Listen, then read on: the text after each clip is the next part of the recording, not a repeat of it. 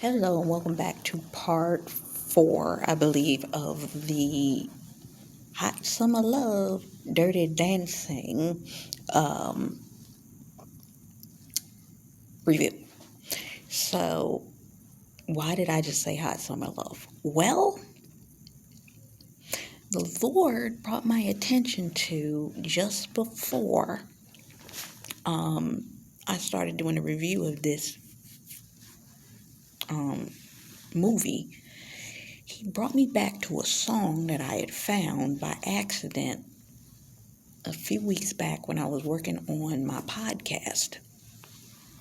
I had found this artist, just so happened to be in a list of artists that I was using to put in my podcast music, and I had let his music play in the background a little bit, and this song popped up as a third song, and it was by Jordan Astra, and it's called Hot Summer Love.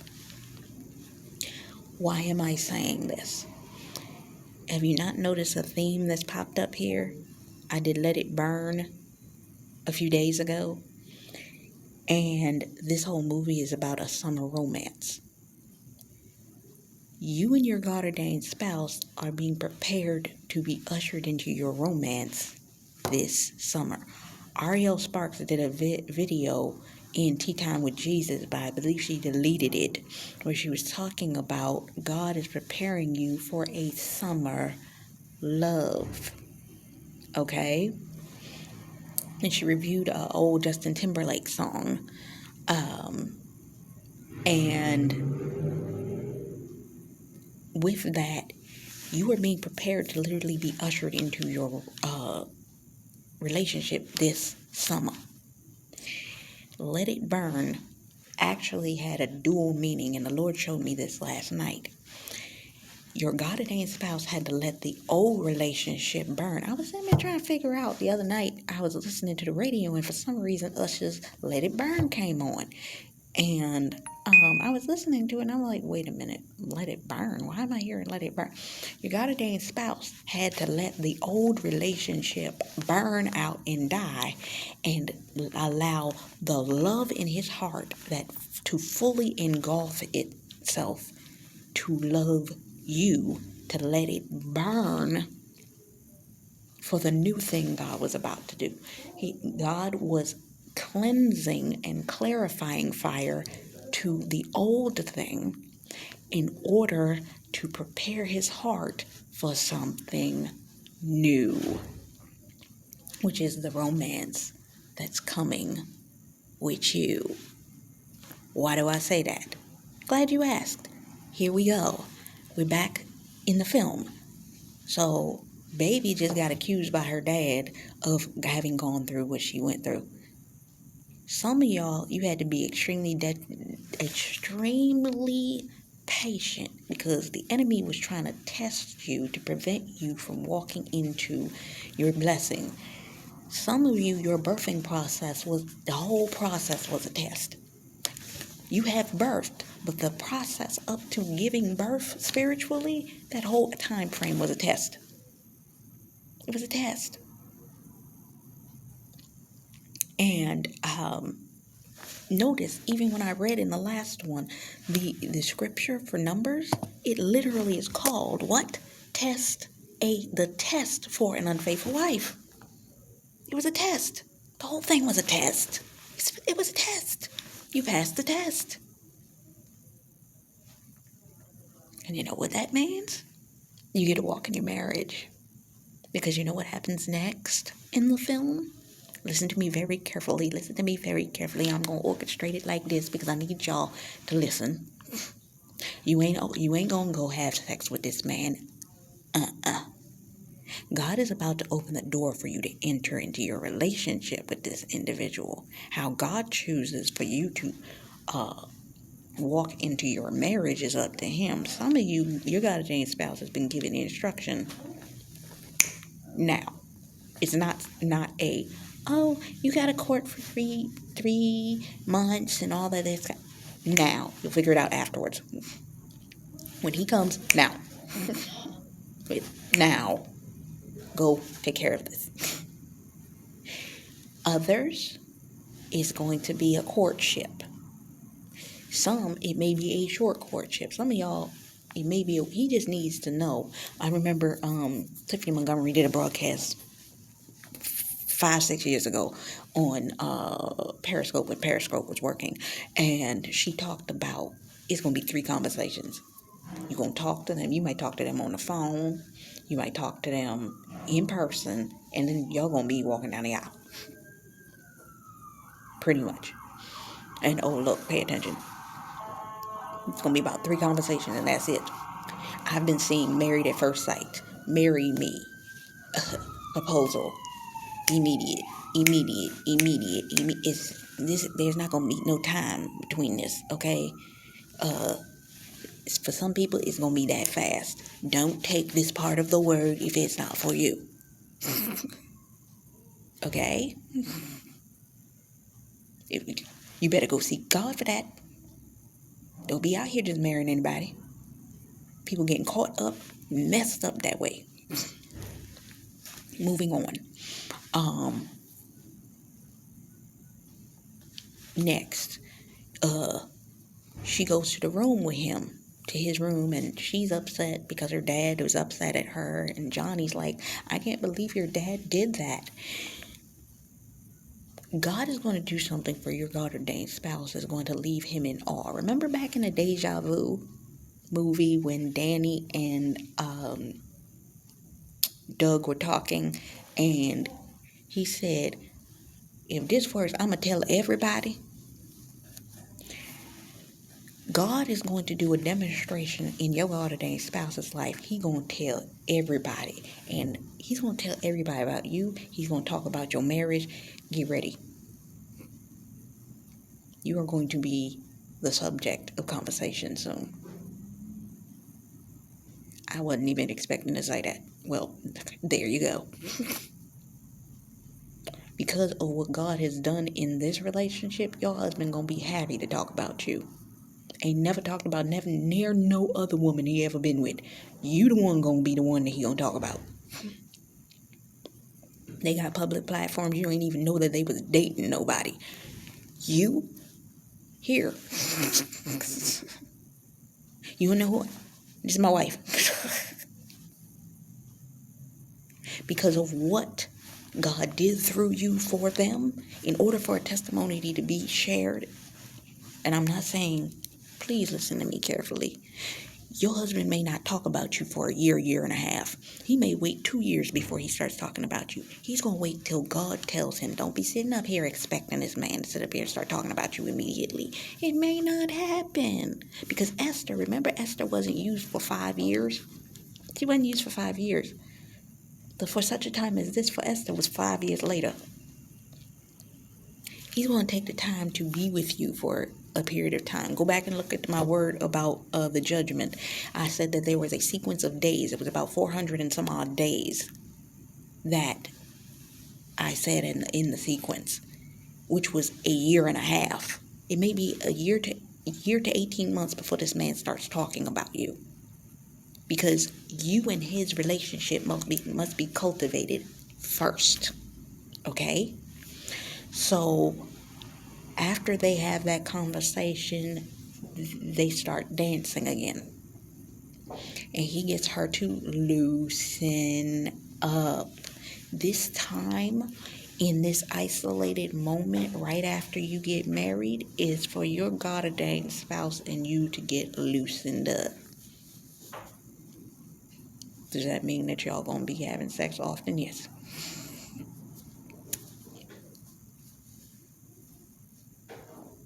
If you in courtship, stay away from that man. Like that. I'm the type of person that when it came down to me before a relationship, if I wasn't having sex with you, I'm sitting all the way across the room. Now, it's different if I'm sleeping with you.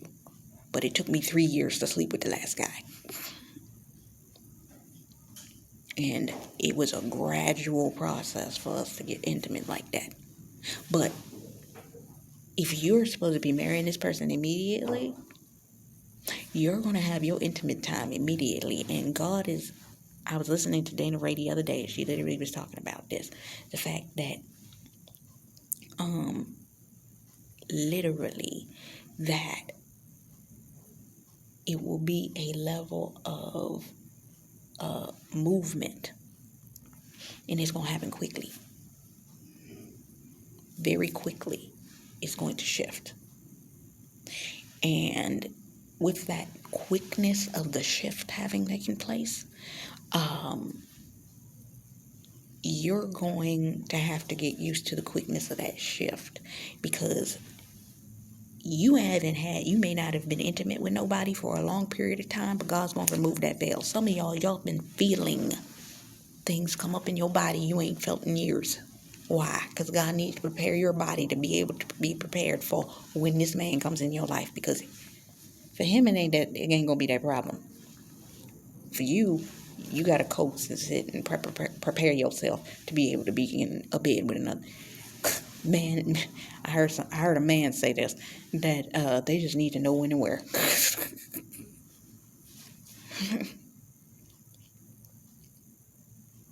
So you're gonna have to get used to the rhythm of how each other likes your intimate time and space together. You're gonna find your rhythm. The two of them slept together that night.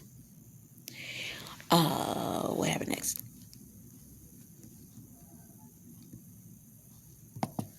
But you're going to have a isolated period where the two of you are going to be together.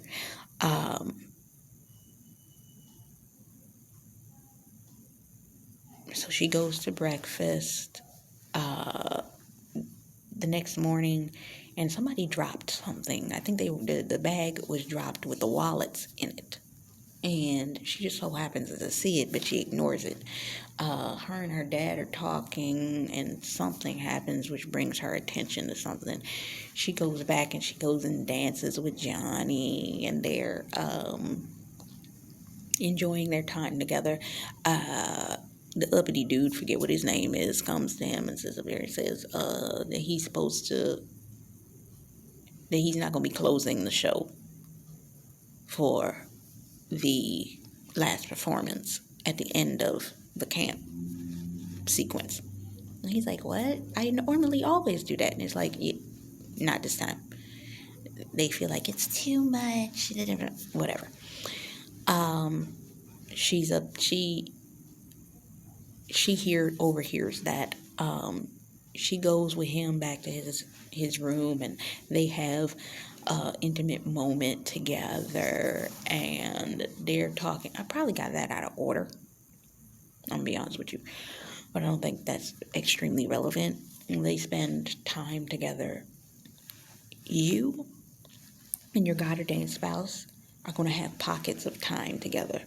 Some of you, your God ordained spouse, depending on what it is that they do, they may be going a week, 2 weeks at a time, 3 weeks at a time. So you may be only seeing them in pockets of time. If they don't bring you with them where they go, you are going to be home for a season. Then they're going to be back with you, and then they're going to be home, because you're going to be keeping the house, getting the house in order, so on and so forth. But that doesn't mean that you may be helping them with their schedules. You may be helping them with all that kind of stuff that is something that they don't particularly need to be present with you for. But to the alternative of that, you may be traveling with them. So be prepared for whatever way. Because I saw Atlas. I did an entire word on Atlas. So go back and look at my word on Atlas. So you may be traveling. Your God ordained spouse may have a pocket of time that he set aside for y'all to go on vacation. Be prepared for that. But there are going to be intervals where you and them are going to get time together. They may have work you. But they may also have, in that early period of time that he's sequestered for you, it may be y'all at home, y'all on vacation. Y'all at home, y'all on vacation. So be prepared for anything, but you're not going to be sitting still. Blessed be to Jesus. For those of us that are in ministry, we can go anywhere. We can operate from anywhere. We are what do you call that? internet nomads or whatever you, we can move wherever we need to move to do whatever it is that we're doing. So it's going to be a lot of stuff going on. But be aware, people are going to be watching. Now, the other thing, Johnny explained, and I talked about this in a previous set of words, where I was talking about the journey. Oops, sorry. Can't play the song. Don't want no tings. That was the beginning of that song I was telling you about.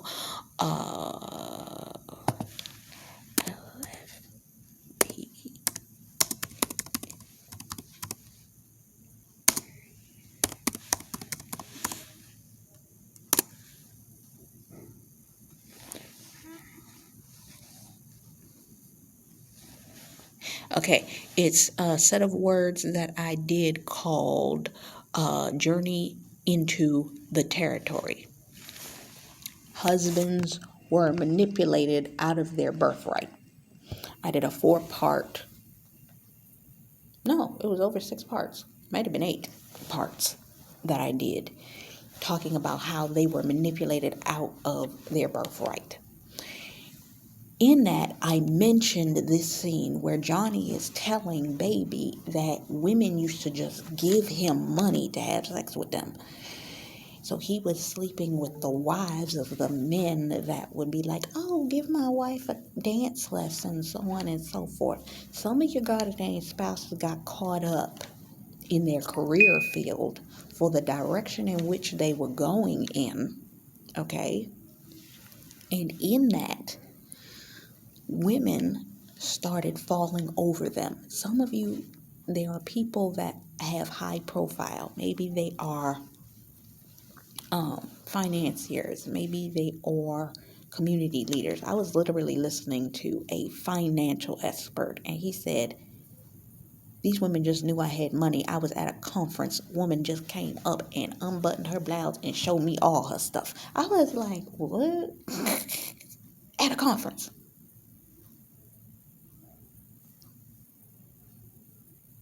No one of these men were dealing with lust. Johnny had to deal with women just giving him cards and sliding room numbers and all of this kind of stuff. Some of your God-ordained spouses, due to the influence that they had, women were all at their feet. And they tried to ignore it for a period of time, but depending on what headspace they were in, meaning a drunk mind speaks a sober heart.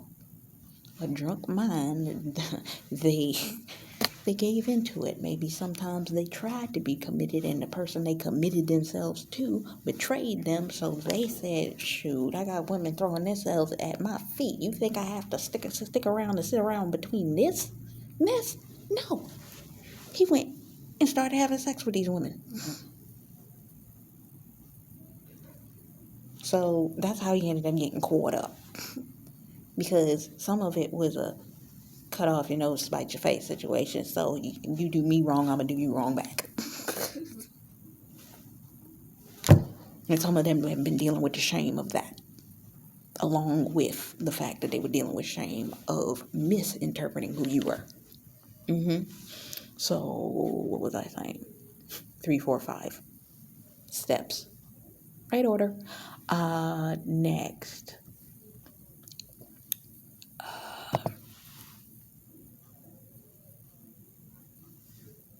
So,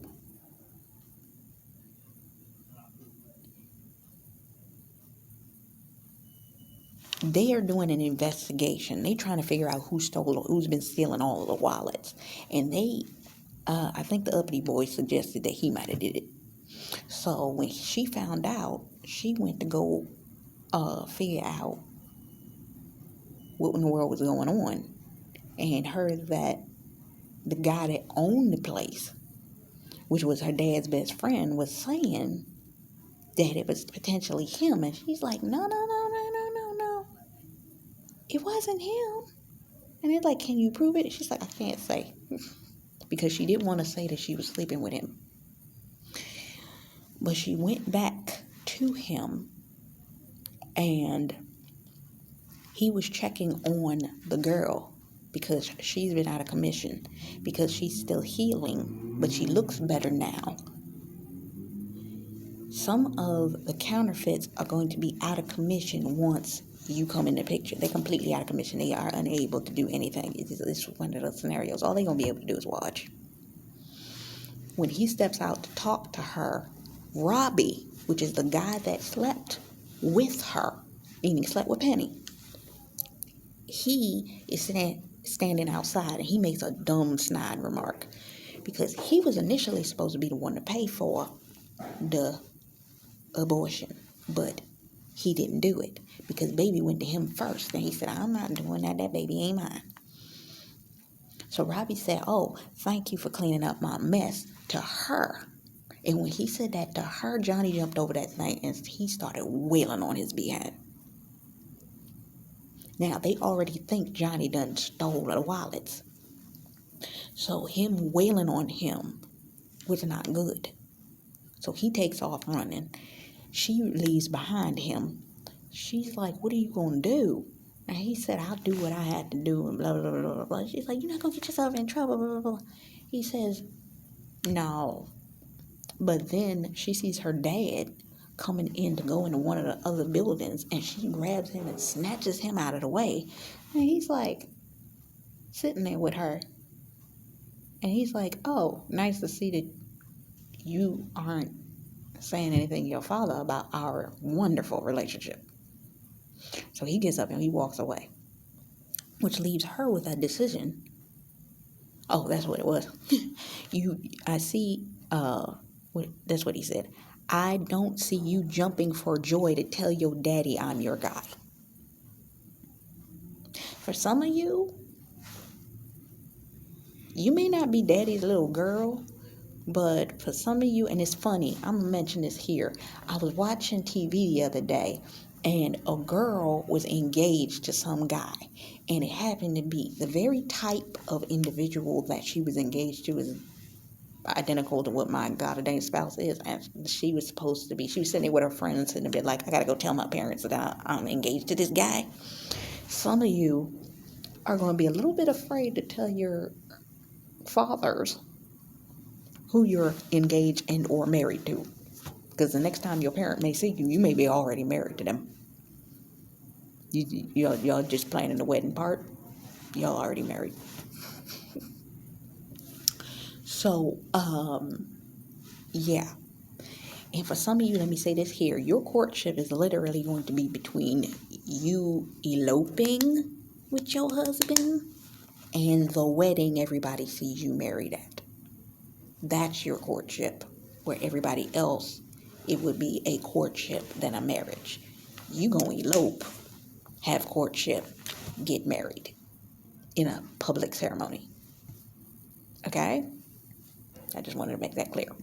With that being said, what's next?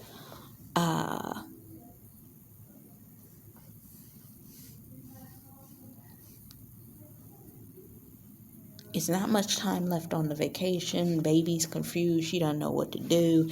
Her and Johnny aren't on the same terms. And her sister sitting up there talking about, it's the middle of the night, and she's sitting there thinking about what happened with Johnny. And her sister sitting there talking about, I think I'm going to go all the way with Robbie. And she's like, no. You don't want to do that with Robbie. And she's like, you're just jealous because Daddy doesn't like you anymore. I am now the one that Daddy likes. Remember what I said in the previous video.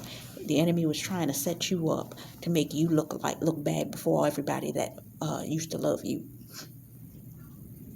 Remember the 21 things in 2 Timothy 3, 1 through 5. So people are no longer looking at you as the good one anymore. People are now putting that on you, your sister or somebody else or other people, because what was the intent? To destroy your reputation and his reputation. Okay? All right. Now that we've got that out of the way. So she's stuck in a predicament. She needs to figure out what she's going to do. So she comes up with the idea that, knowing that Johnny's being accused and they're already talking about firing him, she goes to the owner of the resort and tells him, I don't even think that she goes to him. They're sitting at breakfast, and the guy, Max, who owns the place, comes to her father, Jake, and tells him, I'm going to fire him. And the father's like, oh, that's great. He's like, you can't fire him. She's like, can't fire him. And he's like, why? He has no alibi for where he was when these wallets were stolen. And she's like, well, yes, he does. And he's like, what do you mean? He has an alibi because he was with me. It's like, all night? All night. So her father's sitting there looking all disappointed. The mother's sitting there like, Some of you, you're going to have to confront a situation when this thing comes to pass, you and your relationship with your God-ordained spouse. Just the admitting that you and your God-ordained spouse are married or getting married is going to bring about some things. It's going to be an admittance that's going to have to happen. And you're going to have to fully step into your identity in that moment, no matter what anybody thinks, their jealousy, their anger. I had a dream of this person named Jamie, which is actually the name of a supplanter. Jamie means supplanter. This person's name is an alternate name. It can mean jealousy, and it can also mean somebody that's a protector. So there are going to be people amongst you, because we were in a place where I was around family and friends, and he was coming to meet them. So there's a lot that's going to come up in you coming back together with your family. There are going to be people there, and it's funny, Bold for Christ did a word where she was talking about be ready to be the bride or something like that. It's a picture of a bride with her wedding party. And she was talking about, you're going to be surprised who's in your wedding party. So you will be surprised who's going to be there for you and who's not going to be there for you, and all the people that are going to be involved in this situation as this stuff is coming out. So next, what ends up happening is she prepares for, everybody's preparing for the last show. Johnny's upset, and she sees Johnny get handed by one of the husbands of the client a card. He says, give my wife dance lessons, okay? So he takes the card and looks at it. She knows that they still in the argumentative stage. Meanwhile, her sister walks up and says, I think I'm going to do it tonight. And she's like, girl, don't do that. Robbie's not the dude. And she's like, you're just jealous, whatever. And she leaves. So, she goes back to check on Johnny. And Johnny has already been told. And she's like, I did, but Johnny said it didn't work. They still firing me. And she's like, what? I went and I risked everything to tell for you, to make sure everything was good for you, and you're telling me that they still fired you? And he said, but nobody's ever done that for me, baby. For some of you, what you have done in standing for your marriage and standing for the thing that God has shown you is about to transpire for your relationship. Nobody's ever done this for your God-ordained spouse. Nobody has ever stood the way that you stood for your spouse. Nobody has ever cared enough to stand for him. People have more so accused him, put him through hell and high water. But you stood for him. You defended him. You went in the spirit realm and you prevented things that were supposed to come to pass in his life from happening because of the fact that you stood when nobody else would stand. And because you did that, God, that this man is indebted to you. I talked in one of my other videos about Trust and Obedience Ministries word called Not Guilty. In it, she does a review of a song, but the revelation she gives is amazing. I think you should look at it. Go look it up. But with that being said,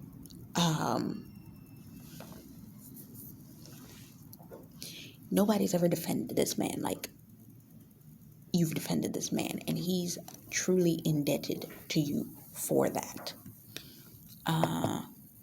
I am actually going to stop this here and come back for the last part.